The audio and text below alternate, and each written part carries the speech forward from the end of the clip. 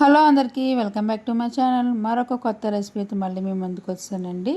అదే ఈరోజు ఎప్పుడు గోబీతో ఒకేలా తిని బోర్ కొడుతుందా, అయితే ఇప్పుడు ఈ మసాలాతోటి ఇలాగా ఒక్కసారి ఫ్రై చేసుకోండి, చాలా టేస్టీగా ఉంటుంది. నేను ఇప్పుడు వెరైటీగా ఈ గోబీతోటి ఒక మంచి డిఫరెంట్గా మసాలా వేసి ఫ్రై చేస్తున్నానండి. దీనికోసం ఈ మాత్రం ఇలా మీడియం సైజులో ముక్కలు కట్ చేసుకోవాలి. చిన్నగా కట్ చేసుకుంటే మనకి ఫ్రై అయినప్పుడు చాలా బాగుంటాయి.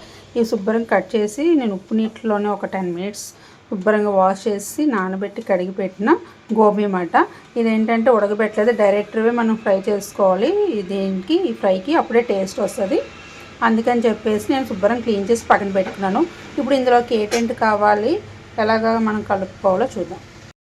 ఇప్పుడు గోబీ ఫ్రై చేస్తున్నాం కదండి, దానికోసం ఒక బౌల్ తీసుకొని అందులోనే ఒక పెద్ద స్పూన్ తోటి ఒక 2 టేబుల్ స్పూన్స్ మనం కార్న్ఫ్లవర్ యాడ్ చేసుకోవాలి. 2 స్పూన్స్. అదే స్పూన్ తోటి 1 స్పూన్ బియ్యం పిండి యాడ్ చేసుకోవాలి. 1 స్పూన్ బియ్యం పిండి యాడ్ చేసుకుంటే సరిపోతుంది, ఎక్కువ అవసరం లేదు.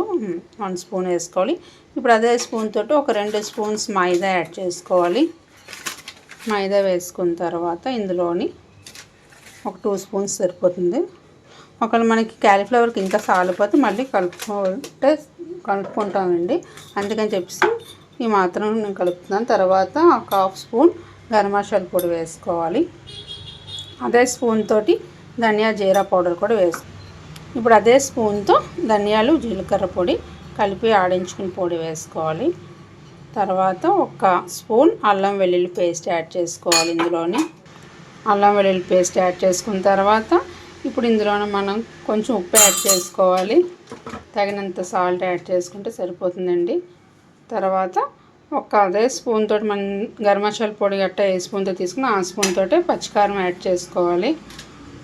కొంచెం పచ్చికారం వేసుకుంటే చాలా బాగుంటుంది. కొంచెం కారం కావాలనుకుంటున్నాం కాబట్టి కారం ఎవరికి సరిపోయినంత వాళ్ళు కారం వేసుకోండి. ఇందులోనూ 1 స్పూనుడు ఆయిల్ పోసుకోవాలి. ఆయిల్ వేసుకొని తర్వాత ఇది వాటర్ పోసుకొని మనము ఇదేం చేసుకోవాలంటే ఇందులోనే మసాలా చెప్పాను కదండి, కొంచెం సరిపోతుంది 1 స్పూన్ దగ్గర ఆయిల్. ఇందులో మసాలా చెప్పాను కదా, ఈ మసాలా ప్యాకెట్ ఏంటంటే ఇలాగ పెర్రీ మసాలా అని చెప్పేసి షాపుల్లో అమ్ముతారు. మనకి 5 రూపీస్ ప్యాకెట్స్ అమ్ముతారు. ఏ డిపార్ట్మెంట్ స్టోర్లోనైనా అమ్ముతారు అన్నమాట. ఇది తెచ్చుకొని క్యాలీఫ్లవర్ ఫ్రై చేసుకుని తింటే చాలా టేస్టీగా ఉంటుంది అన్నమాట. మెయిన్ ఇదే మాట. ఇది ఇందులోనే 1 స్పూన్ ఫస్ట్ ఇందులో వేసుకోవాలి. వేసుకుంటే మసాలా చాలా టేస్టీగా ఉంటుంది అన్నమాట క్యాలీఫ్లవర్ ఫ్రై. అది బెర్రీ మసాలా పొడిని అడిగితే ఎవరైనా ఇస్తారు.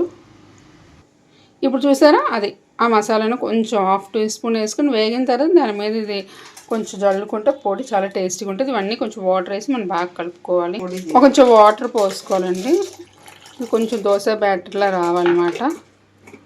ఇంకా కొంచెం వాటర్ కలుపుకొని మనం దోశ పిండి బ్యాటర్లా కలుపుకుందండి. ఇలా ఉంటే సరిపోతుందండి. ఇంతకంటే థిక్గా వద్దు, ఇంతకంటే పలచడిగా వద్దు. ఎందుకంటే పలచడిగా అయిపోతే మనకి ముక్కలకి పట్టుకోదు మళ్ళీని. అందుకని చెప్పేసి ఇలా ఉంటే సరిపోతుంది కొంచెం.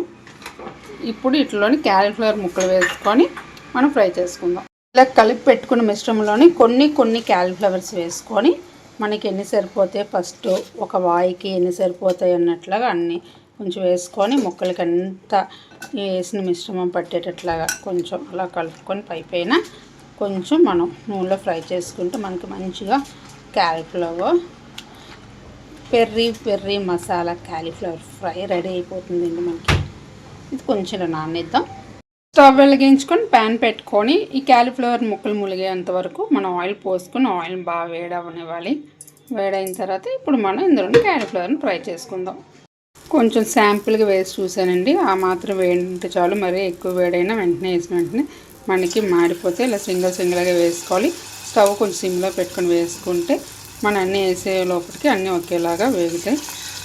ఇలాగా మనకి మొత్తం ఎన్ని పడితే అన్నీ వేసుకోవాలి. అలాగే మొత్తం మనకి ఎన్ని సరిపోతే అన్నీ వేసుకుందామండి. ఇవి కొంచెం ఫాస్ట్గా చిన్నగా కోసం కట్టి వేగిపోతే కొంచెం సిమ్లో పెట్టుకుని వేయించుకుంటే బాగుంటుంది. చాలా టేస్టీగా ఉంటుంది క్యాలీఫ్లవర్ పెర్రీ మసాలా ఫ్రై.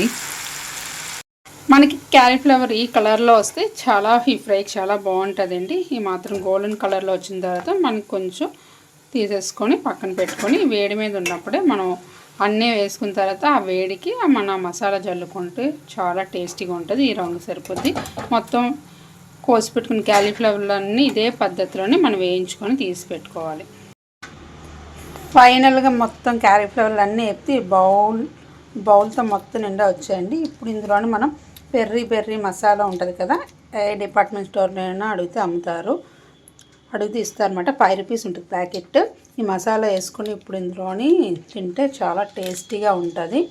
ఇందులోని 1 స్పూనుడు 5 రూపీస్ ప్యాకెట్ అయితే అందులో సగం వేసుకుంటే చాలా, ఎక్కువ అవసరం లేదు. అలా 1/2 స్పూనుడు వేసుకొని మనం మొత్తం అన్నిటికి పట్టేటట్లు బాగా ఇలా కలుపుకోవాలి. ఇలా బాగా కలుపుకున్నాం అనుకోండి, అన్ని క్యాలీఫ్లవర్ ముక్కలకి మసాలా పట్టుకుంటే మంచి టేస్ట్ వస్తుంది అన్నమాట.